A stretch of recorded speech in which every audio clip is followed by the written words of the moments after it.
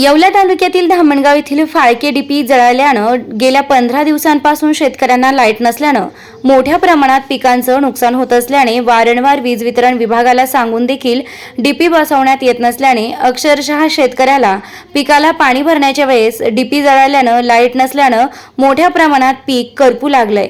येत्या 2 दिवसात डीपी न बसवल्यास आंदोलनाचा इशारा शेतकऱ्यांनी दिला आहे। डीपी आली पाहिजे बस, बाकीचं आमचं एवढंच म्हणणं आहे। बाकी काय म्हणणं नाही, बाकी काहीच नाही।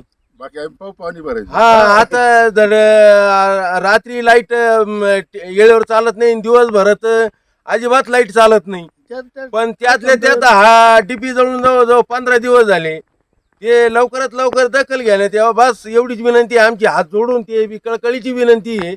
फार गहू वाळून गेले, कांदे वाळले, तर शासनाने एवढी दखल घ्यावा, एवढीच हात जोडून पाय पडून विनंती आहे तुम्हाला कळकळीची।